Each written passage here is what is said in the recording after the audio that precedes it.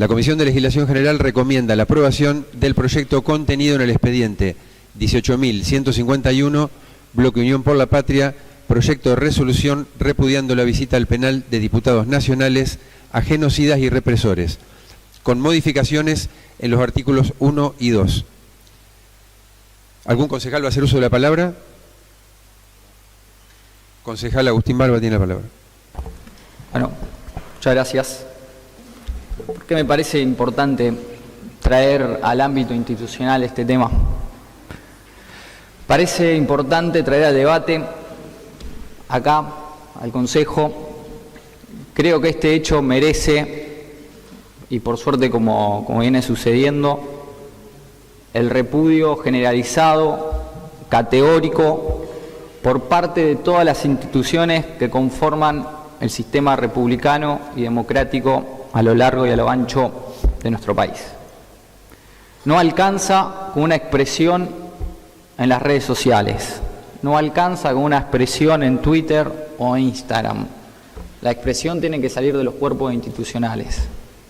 Celebro entonces que al menos, por lo menos, de uno de los poderes del Estado, que es este poder legislativo, nos animemos a poner los pies en el barro y expresarnos y expresar enérgicamente el repudio de la aventura patética llevada adelante por 5 legisladores del bloque La Libertad Avanza de la Cámara de Diputados de la Nación.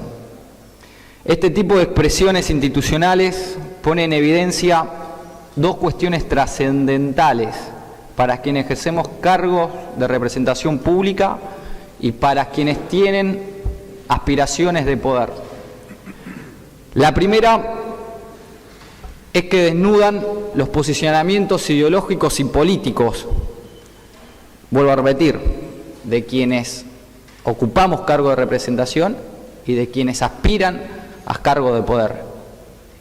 Y la segunda cuestión que se evidencia es que, por suerte, a 40 años de democracia, aún sigue vigente este gran consenso democrático, porque fue la mayoría de los espacios políticos partidarios, desde el radicalismo hasta un sector del propio oficialismo nacional, que han reprochado enérgicamente la estupidez de estos diputados nacionales.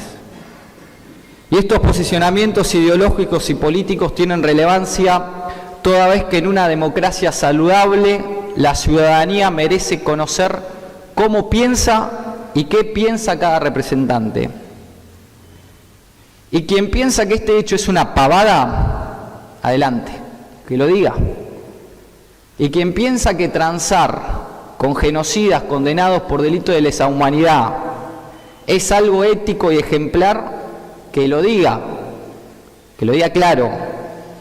Pero quien piensa que esto es totalmente repudiable, que lo diga y lo diga bien fuerte, porque la historia que no se cuenta se repite, y porque siempre es por el silencio de muchos que se sufren las atrocidades de pocos. Pero lo que se diga con convicción y honestidad. Y esto lo digo porque hay que terminar con la inmoralidad de la doble vara, de las incoherencias ideológicas. No se puede condenar la dictadura de Maduro y después ir a visitar a genocidas a la cárcel. Pero tampoco se puede condenar la dictadura acá y defender la de Venezuela. Y no se puede ser garantista con los represores condenados por delito de lesa humanidad y después pedir mano dura con los trapitos. Creo que es importante hablar de este tema, porque nuestra tarea como políticos no se circunscribe a nuestro metro cuadrado. Además de escuchar al vecino, acercarle soluciones, gestionar, también debemos tener un fuerte compromiso con los valores democráticos. Este análisis de la realidad, de las corrientes ideológicas de pensamiento que se mueven por encima o por debajo de la estructura social, nos permiten detectar el sistema de valores y creencias en el cual se está tejiendo toda la estructura social. Y créanme que esto no tiene nada que ver con el futuro premio Nobel que se le va a dar al presidente, ni con el mandato político que le dio la gente de ordenar las cuentas y ordenar un poco la desidia que dejó el gobierno anterior.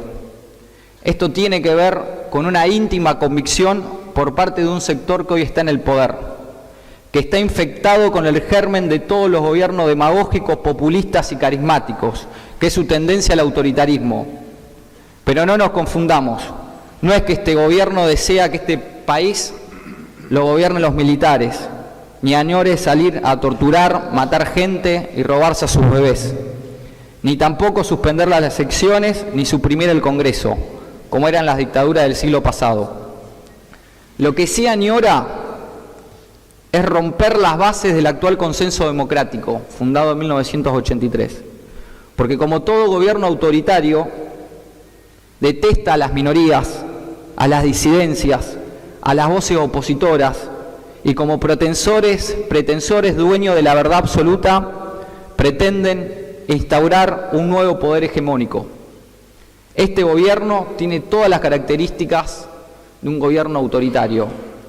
Hoy las democracias mueren desde adentro, si no, miremos Venezuela. Pero para romper este consenso democrático, primero tienen que quemar libros, como por ejemplo el libro del Nunca Más. Tienen que instalar un nuevo relato, porque la democracia es valiosa cuando se tiene conciencia del horror de la falta de ella. No la valoramos suficiente, sino cuando más nos falta. Y todos sabemos lo que fue el horror de la década del 70. Y aún no habiendo nacido en aquella época, lo sabemos, porque existe una construcción histórica que va pasando de generación en generación. Y a esta construcción no la realizó la política, sino que somos el único país de Latinoamérica que puede decir orgullosamente que esta historia está construida en base a la verdad y a la justicia.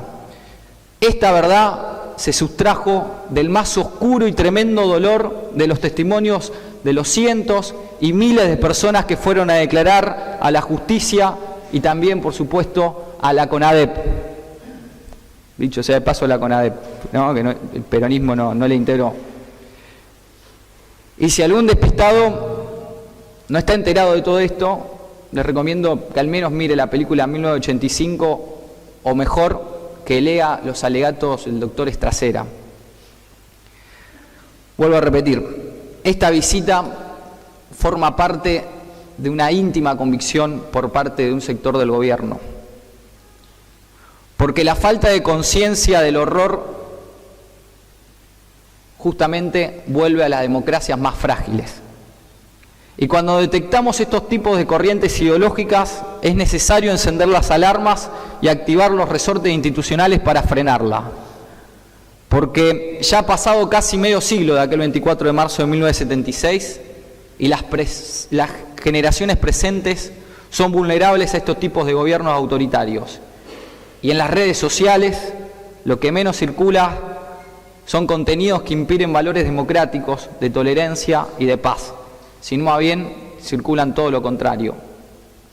Hay que educar y procurar que estas nuevas generaciones se eduquen sobre este tema y que no sean, por ejemplo, como la diputada nacional de La Libertad Avanza, Lourdes Arrieta, la del patito en la cabeza, que es lo único se ve que tiene, además de pelos, que como una excusa dijo que fue engañada a la visita y se sacó la foto al lado de Astiz, vestida de un vestido naranja, como para pasar desapercibida, sin saber quiénes eran las personas a quienes fue a visitar.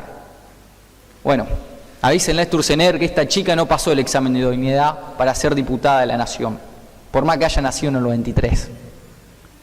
Astiz, entre otros crímenes cometidos, es responsable de secuestrar y hacer desaparecer al menos 12 personas. ¿Sabe lo que hizo Astiz? Se infiltró en el grupo de madres que buscaban desesperadamente a sus hijos, aprovechándose de la vulnerabilidad de una persona que no conoce el paradero de su hijo y que no conoce si está muerta, si está viva, que no sabe dónde está, que de la noche a la mañana desapareció. Se infiltró en esta organización e hizo desaparecer a 3 madres. No solamente que mató a sus hijos, sino que mató a las madres. ¿Y saben cómo las mató?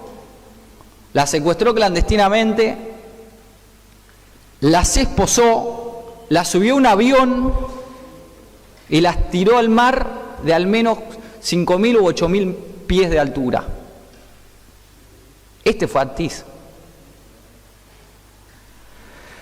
Por último, creo que también, en parte, este recrudecimiento de este nuevo reivindicacionismo de la dictadura, que la verdad que no sé bien por qué, la verdad no sé por qué se quiere, ¿no?, reivindicar, o no sé para qué, o mejor dicho, no me puedo imaginar el fin último, ¿sí?, para volver a revivir una herida que ya estaba cerrada, que ya teníamos un consenso social profundo. Pero me parece que esto también surge también como una especie de reacción, ¿no?, al romanticismo que se trató de impregnar en los gobiernos kirchneristas de la violencia y la resistencia armada de los años 70 como forma de hacer política. Y por otra parte también creo que viene a ser una especie de reacción a esta pretensión de apropiarse de la bandera de los derechos humanos. Incluso recuerdo un acto de injusticia total, de un acto llevado al frente de la ESMA por parte de Néstor Kirchner, cuando dijo que dentro de los 30 años de democracia nunca se había hecho absolutamente nada, hasta que llegó él, un acto de injusticia total con el gobierno de Raúl Alfonsín, incluso con los propios integrantes de la CONADEP. Y como creo en la construcción dialéctica de la historia, me parece que hay que tener cuidado con el relato que se está tratando de reinstalar. No olvidemos que cada tesis empieza a gestar su propia antítesis. Entonces, si volvemos a revivir o el gobierno a través de su discurso oficial trata de reinstalar, ¿sí?, todo lo que se pasó en la década de los 70, va a gestar su propia antítesis, va a tener una reacción y vamos a entrar otra vez en una espiral de violencia que ya dijimos, por supuesto, que nunca más. Entonces, reivindiquemos juntos, generación tras generación, de estos espacios, el nunca más, y el nunca más es en serio, nunca más, la espiral esa de violencia que se vio en esas épocas oscuras de los años 70. Muchas gracias.